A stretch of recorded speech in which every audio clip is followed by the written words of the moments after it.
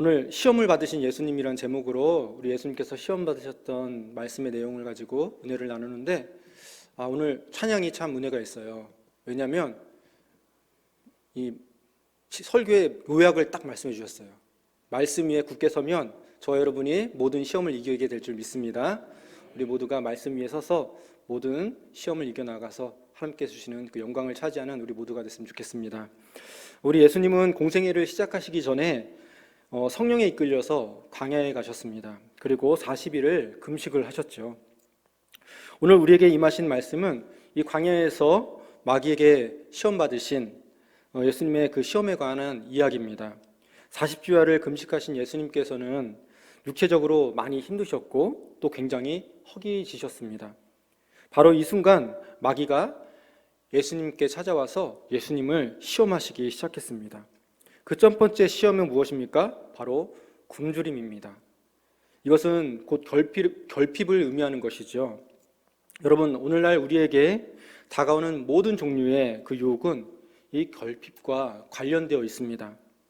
장발장이 빵을 훔친 것도 그가 빵에 결핍하였기 때문이죠. 굶주림에 결핍했기 때문입니다. 지금 예수님 역시 굶주려 있죠. 결핍을 느끼고 있어요.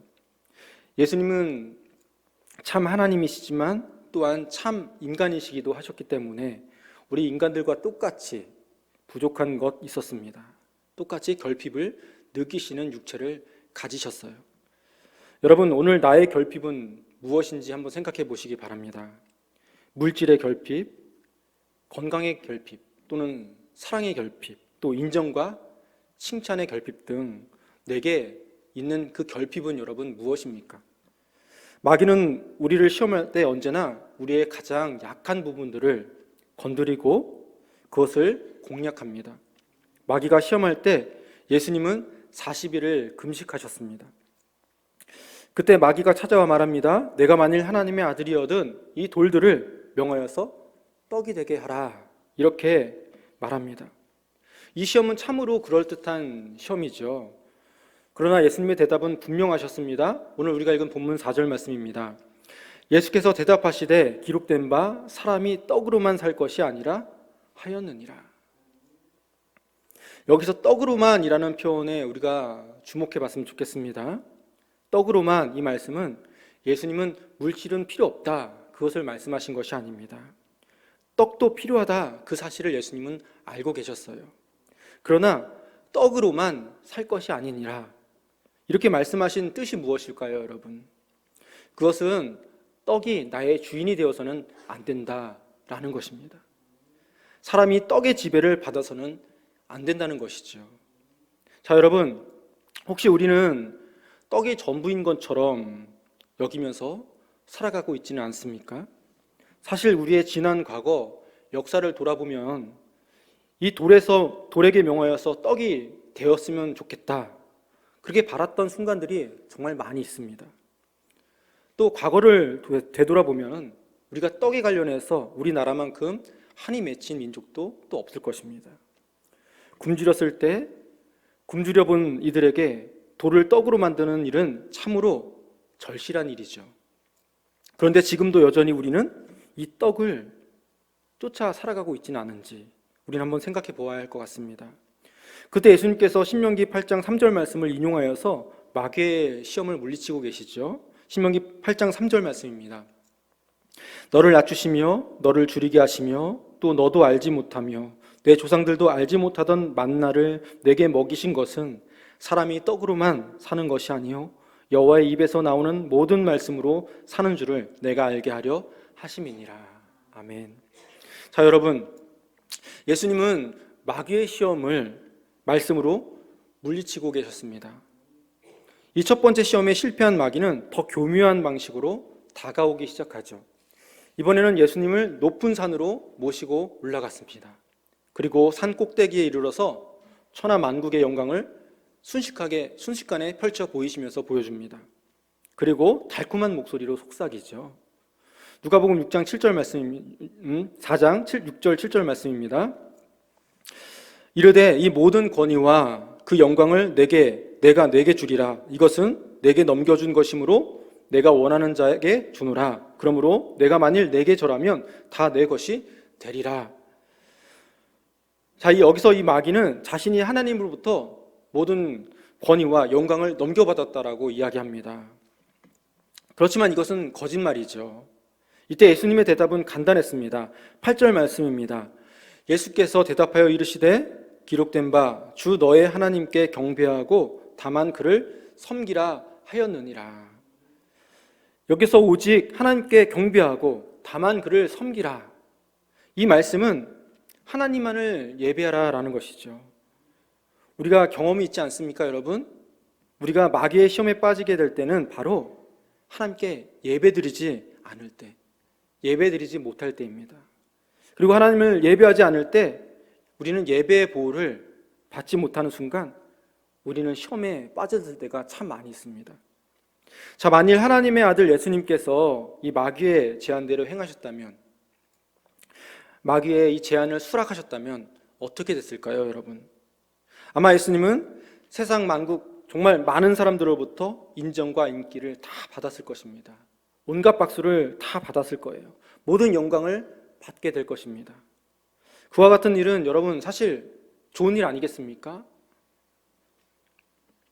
여기 계신 분 가운데 우리 자녀가, 자손들이 정말 세상의 많은 사람들로부터 인정받고 정말 박수받고 칭찬받는 그런 영광을 마다하실 분이 어디 있겠습니까? 우리가 기도하는 것, 저도 그렇게 기도하지만 우리 자손들이 그런 영광 가운데 살아가기를 바라는 마음 우리 모두에게 다 있지 않습니까, 여러분? 그렇다면 오늘 성경 말씀에서 이것이 마귀의 까닭인 이유는 무엇입니까? 그것은 바로 하나님의 뜻과 다르기 때문이죠. 여러분 기억하시기 바랍니다. 헛된 영광에 눈이 어두워서 마귀와 손잡는 자는, 마귀에게 절하는 자는 정말 세상 죄를 어깨에 지고 고난을 받으면서 십자가를 질 수가 없다는 것입니다. 만약 예수님께서 십자가의 길을 걷지 않으셨다면, 십자가를 버리시고 세상의 헛된 영광을 따라가셨다면 예수님은 이 온 세상의 죄왕은 되셨을지 모르지만 저와 여러분을 구원하신 세상의 구주는 되실 수가 없으셨을 것입니다. 마귀는 이번에도 실패하였습니다. 두 번의 시험이 수포로 끝나자 이제는 마귀는 하나님의 말씀을 가지고 성경을 펼치기 시작하죠. 이제는 성경으로 예수님을 시험하기 시작합니다. 예수님께서 매번 하나님의 말씀으로 시험을 물리치자 마귀도 단수를 높여서 하나님의 말씀으로 예수님을 시험하기 시작하죠. 자, 이제 예수님은 마귀에 이끌려서 예루살렘 성전 꼭대기에 서시게 되었습니다. 성전 꼭대기는 까마득한 곳입니다. 아주 높은 곳이죠. 여러분, 이렇게 높은 곳에는 언제나 영적으로 위험한 것임을 기억하시기 바랍니다. 지금 마귀는 예수님을 성전 꼭대기로 밀고 있습니다. 멋지게 뛰어내려라 말하고 있죠. 그런데 마귀의 이 말은 하나님의 말씀을 정확히 인용한 것이 아닙니다. 하나님의 말씀을 변조한 것이죠. 성경의 정확한 말씀은 이것입니다. 시편 91편 14절 말씀. 하나님이 이르시되 그가 나를 사랑한즉 내가 그를 건지리라. 그가 내 이름을 안즉 내가 그를 높이리라. 이 말씀은 하나님을 사랑하는 자, 하나님의 말씀에 순종하는 자를 하나님께서 고난 가운데, 환난 가운데 지키시고 보호하신다는 말씀입니다. 그런데 마귀는 이 말씀을 변형한 것이죠. 그래서 예수님으로 하여금 그저 뜻없이, 생각 없이 높은 곳에서 뛰어내리라 말하고 있는 것입니다. 여러분, 이단들과 우리가 논쟁하거나 교회 밖의 이단과의 성경 공부에 참여하지 말아야 할 이유가 여기 있습니다. 하나님을 사랑하는 자, 하나님의 순종하는 자가 어떻게 사람 앞에서 과시하기 위해서 성전 꼭대기에서 뛰어내릴 수 있겠습니까? 예수님께서 베드로에게 오라 하셨을 때 베드로가 무리를 걸었습니다. 그런데 어떤 이들은 예수님을 만나지도 않았는데, 예수님께서 오라 하지도 않았는데 무리로 뛰어드는 사람이 있습니다. 그렇게 하는 것이 믿음의 행위인 것처럼 말하지만 그것은 하나님을 시험하는 것이라는 거죠. 어쩌면 믿음을 가장한 어떤 방자함일 것입니다. 여러분, 우리가 하나님의 뜻을 받아들이고 순종하는 가운데 그 가운데 만나는 위험과 고난들 속에서 우리를 구하여 주시기를 바라고, 또 하나님을 의지하는 것, 그리고 그렇게 하나님을 바라보고 믿음으로 가는 것, 그것이 올바른 신뢰라고 할 수 있습니다. 내가 정말 하나님의 뜻을 위하고 정말 모든 환난 속에서 하나님을 사랑하는 가운데 나를 구해 주시겠지 하는 것, 그것은 바른 것이죠. 그런데 우리는요, 때때로 하나님을 신뢰하기보다도 하나님을 시험할 때가 간혹 있다는 것입니다. 오늘 마귀의 유혹은 저 20층짜리 아파트의 꼭대기에 올라가서 이제 내가 뛰어내릴 테니 하나님이시라면 제가 뛰어내릴 때 내 발목을 붙잡아 주시고 나를 아무것도 다치지 않게 내려주십시오. 그렇게 하고 뛰어내리는 것과 같다는 거예요. 그래서 하나님이 자기의 요청대로 가볍게 내려가게 하면 정말 하나님이시고, 그렇지 않으면 하나님이 아니시라고 말하는 것, 정말 우리 하나님이 그런 하나님이시란 말입니까, 여러분? 연약한 우리는 때로 이런 식으로 하나님을 시험할 때가 있어요. 자기 멋대로 하나님이 계시다면 내게 이럴 수는 없지, 이렇게 우리가 말로 실수합니다. 하나님이 살아계시다면 절대 이럴 수 없지, 우리가 어떻게 이럴 수 있습니까, 여러분? 사랑하는 여러분, 무엇이 그렇게 나의 생각대로 되어야 한다는 말일까요? 하나님이 절대 나한테 이럴 수는 없지, 이렇게 말하는 인간적인 나의 생각에 하나님이 나에게 맞추시면 하나님이시고, 그렇지 않다면 하나님이 아니시라는 그런 말들을 우리가 하고 있는 것이죠. 여러분, 이것은 하나님의 뜻에 내가 순종하려기보다는 나의 뜻에 하나님을 움직이게 하려는 어떤 제약된 우리 인간들의 본능에서 나온 것이라고 생각합니다. 자, 마귀의 이 시험에 대해서 예수님의 응답은 단 한 절의 말씀이었어요. 누가복음 4장 12절 말씀입니다. 예수께서 대답하여 이르시되 주 너의 하나님을 시험하지 말라 하였느니라. 예수님은 마귀의 세 번째 시험도 말씀으로 물리치고 계셨습니다. 오늘 예수님이 받으신 이 시험은 우리에게 뜻밖의 놀라운 사실을 알려주시죠. 그것은 무엇입니까? 그것은 예수님을 믿으면 아무런 시험도 없을 것이라고 하는 오해라는 것입니다. 예수님만 믿으면 모든 것이 잘 되고 우리가 흔히 말하는 운수대통하고 만사형통이라고 하는 생각, 그것이 어쩌면 착각이라는 사실이죠. 왜냐하면 공생을 시작하는 예수님이 처음 당한 것도 시험이었고 마지막으로 당하신 것도 시험이었기 때문입니다. 그러나 성경은 우리에게 말씀해 주고 계십니다. 야고보서 1장 2절에서 4절 말씀입니다. 내 형제들아, 너희가 여러 가지 시험을 당하거든 온전히 기쁘게 여기라. 이는 너희 믿음의 시련이 인내를 만들어 내는 줄 너희가 알미라. 인내를 온전히 이루라. 이는 너희로 온전하고 구비하여 조금도 부족함이 없게 하려 함이라. 자, 여기 여러 가지 시험을 당하거든, 여러 가지 시험은 정말 다양성을 의미하는 것입니다. 말 그대로 여러 가지 종류의 시험입니다. 돈에 대한 시험, 명예에 대한 시험, 건강에 대한 시험, 우리 자존심에 대한 시험, 정말 여러 가지 다양한 시험을 골고루 당하는 것입니다. 사실 알고 보면 우리의 모든 것이 시험일 수 있습니다. 우리는 흔히 성공하면 복받는다, 복받았다 생각합니다. 실패하면 또 시험에 들었다라고 말합니다. 그러나 반대로 생각해 보면 성공하는 것이 더 큰 시험이 될 수 있다는 것을 우리는 잊고 살아갑니다. 그리고 실패하고 넘어졌더라도 그 가운데 다시 일어난 사람에게는 이전에 넘어졌던 그 일이 사실은 성공한 것일 수도 있습니다. 뿐만 아니라 억울한 일을 당하거나 억울한 말을 듣고 굴욕을 받으면 시험을 받았다라고 하는 그런 괴로워하는 모습으로 살아가는 사람들이 있습니다. 대신 우리가 칭찬받고 인정을 받으면 또 우리는 너무나 무조건 좋아합니다. 그러나 여러분, 이 칭찬이 무서운 함정일 수 있음을 우리는 기억해야 합니다. 그것이 무서운 시험이 될 수 있다는 사실을 우리는 알아야 하는 것이죠. 또 어떤 분은 건강하면 축복이고 병들면 시험 들었다라고 말하기도 합니다. 그러나 알고 보면 우리가 또 건강하기 때문에 그 건강 때문에 시험도 오는 것이고 거의 모든 죄가 우리가 건강하기 때문에 짓게 되는 경우가 참 많이 있습니다. 여러분, 넓은 길이 열려 있습니까? 이 또한 함정일 수 있습니다. 넓은 길은 나를 실패의 길로 인도할 수 있습니다. 사랑하는 여러분, 오히려 좁은 길, 위험한 길을 선택하여서 가는 것이 우리 그리스도인의 정도의 길이고 우리 그리스도인들의 생활인 것을 믿으시기 바랍니다. 여러분, 우리는 여러 가지 시험을 만나면서 살아가고 있습니다.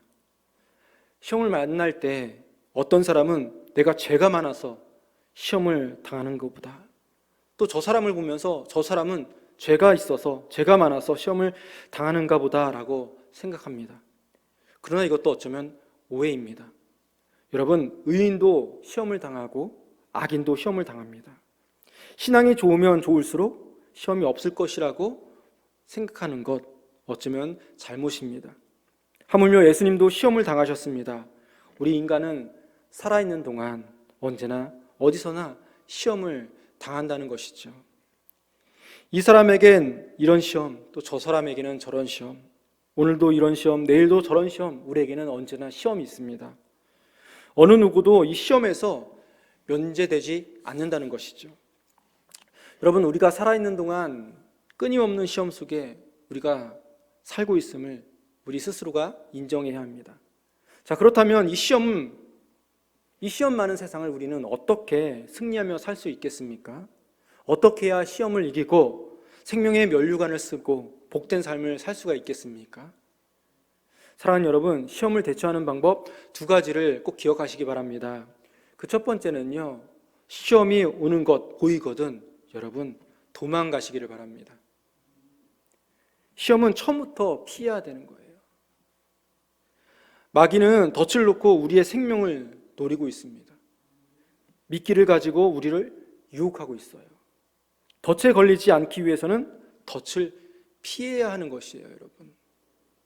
여러분, 금식하는 분, 맛있는 것 파는 곳 피해야겠죠. 어떤 뷔페 식당 피하는 것이 좋지 않겠습니까? 유혹이 있으면 유혹의 근처에 가지 않는 것이 최선의 방법입니다. 여러분, 제가 제일 잘했다고 생각하는 것이 무엇인지 아십니까? 청년 시절에 청년이 어느 생일 파티하는 데를 갔는데 거기 사실 교회 믿는 사람들이에요. 죄송해요. 근데 축하해줘 자리에서 불러서 갔어요. 그런데 끝나고 이 남자들이 나이트를 가자는 거예요. 나이트를 가자는 거예요. 근데 저한테 가자는 거예요. 저는 그때 신학생인데 20대 한 22살쯤 됐을 것 같아요. 나이트를 가자는 거예요. 저는 안 간다 하고 늦었으니까 또 내일 교회 가야 되니까 집에 간다. 갔어요. 근데 인간 생각이 어떤지 아세요? 살아생전에 나이트 한 번은 구경을 못 해봤다. 한 번쯤 구경해보고 싶은데 그런 마음도 있어요. 근데 또 하나님께서 잘했다. 피하는 게 좋은 거예요. 가봐서 뭐 하겠습니까, 여러분? 좋은 걸 보겠습니까, 여러분? 피하는 게 상책인 거예요, 여러분. 죄의 유혹을 이길 장사가 없어요, 여러분. 죄가 보이면 달아나야 합니다. 우리가 시험에 빠질 때 대부분 우리는요, 자신을 과신해야 할 때가 있지 않습니까? 우리 자신을 과신합니다. 그리고 난 시험에 빠지지 않아, 절대로. 예수님은 십자가를 지시기 전에 베드로에게 말씀하셨어요. 사탄이 너를 넘어뜨리고자 너를 시험한다. 그때 베드로는 자신을 과신합니다. 주님, 주와 함께 내가 옥에도 가고 죽는데도 같이 가겠습니다. 이렇게 작정합니다. 그러나 과신하는 베드로에게 예수님 말씀하셔요. 베드로야, 오늘 밤 내가 닭이 울기 전 3번 나를 모른다고 부인할 거야. 그리고 베드로는 그날 밤 닭 울기 전에 예수님을 3번 부인하죠. 나아가서 저주까지 합니다. 여러분 기억하시기 바랍니다. 나는 나를 구원할 수가 없어요. 나에게는 능력이 없어요. 정말 우리는 연약합니다. 나의 약함을 진정으로 아는 사람은 방심하지 않습니다. 잠언에서 아굴은 이렇게 기도했습니다. 잠언 30장 8절 나를 가난하게도 마옵시고 부하게도 마옵시고 오직 필요한 양식으로 나를 먹이시옵소서. 그렇게 간절히 기도했습니다. 그 이유가 무엇입니까? 다음 9절 말씀을 보면 이렇습니다. 잠언 30장 9절 말씀. 혹 내가 배불러서 하나님을 모른다 여호와가 누구냐 할까 하오며 혹 내가 가난하여 도둑질하고 내 하나님의 이름을 욕되게 할까 두려워함이니이다. 아굴은 자기 자신을 과대평가하지 않았습니다. 그는 자신이 가난해도 넘어지고 부요해도 넘어질 수 있다는 사실을 잘 알고 있었어요. 여러분, 아굴처럼 자기 자신을 과신하지 않기를 바랍니다. 시험을 이기는 첫 번째 방법은 그 죄로부터 멀어지는 거예요. 시험으로부터 멀어지는 겁니다. 죄가 가까이 오거든, 시험이 나에게 가까이 다가오거든 필사적으로 도망치기를 간절히 바랍니다. 그리고 두 번째, 그럼에도 불구하고 시험을 직면하게 되면 여러분 어떻게 해야 될까요? 시험을 정면으로 대적하시기를 바랍니다. 베드로전서 5장 8절에서 9절 말씀입니다. 근신하라 깨어라 너희 대적 마귀가 우는 사자같이 두루다니며 삼킬 자를 찾나니 너희는 믿음을 굳건하게 하여 그를 대적하라. 우리 예수님은 마귀를 대적하십니다.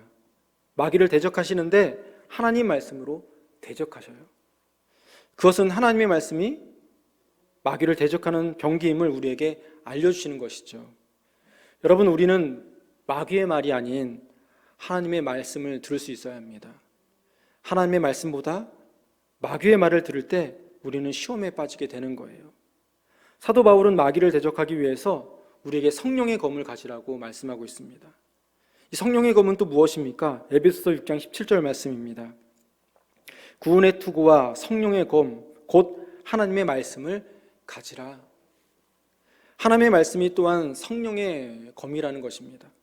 우리는 이 말씀의 검으로 마귀의 시험을 물리칠 수가 있어요. 하나님께서 우리에게 주신 말씀은 특별한 말씀이 아닙니다. 이미 우리에게 주신, 우리가 읽고 있는 이 성경의 말씀입니다. 우리는 이 말씀 없이는 마귀를 대적할 수 없다는 것을 여러분 기억하셨으면 좋겠습니다. 하나님 말씀만이 우리를 보호하여 주신다는 것을 기억하시기 바랍니다. 마귀는 어떻게 해서든지 이 말씀이 우리 안에 거하지 못하도록 합니다. 그렇게 애쓰고 노력하며 우리를 유혹합니다. 말씀 없이 살 수 있다라고 계속해서 꼬드기고 유혹합니다. 여러분, 그러나 오늘 말씀을 사모하면서 말씀을 듣고 말씀을 읽고 정말 말씀을 쓰면서 묵상하면서 외우면서 이 모든 마귀의 시험을 이기시길 간절히 바랍니다. 마귀는 말씀으로 대적해야 하는 것입니다. 예수님은 마귀의 시험을 받으면서 마귀를 설득하려고 하지 않았습니다. 마귀가 이해할 수 있도록 친절하게 하나부터 10까지 설명하지 않습니다. 설명하고 또 설명해 주지 않습니다. 예수님은 인간의 논리로서 말싸움하기보다 오직 말씀의 권세로 대응하셨습니다. 여러분, 이처럼 마귀는 권세로 선포하고 내어 쫓는 것입니다. 그러므로 언제나 예수님의 이름의 권세로 여러분이 마귀를 물리치시고 예수님의 보혈의 능력으로 마귀를 물리칠 수 있기를 간절히 바랍니다. 기도와 말씀의 권세가 있는 교회는요, 마귀가 우리를 어찌하지 못합니다. 기도와 말씀의 권세가 있는 가정, 마귀는 침투하지 못합니다.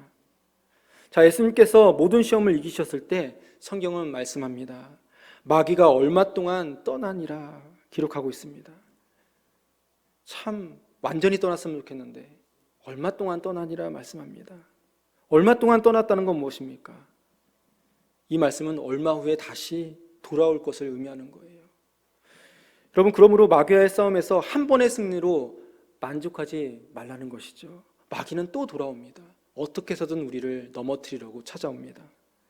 오늘 저와 여러분의 가정이 우리 강주 계림교회가 기도와 말씀으로 무장하셔서 마귀가 감히 시험하고 흔들지 못하게 되시기를 간절히 바랍니다.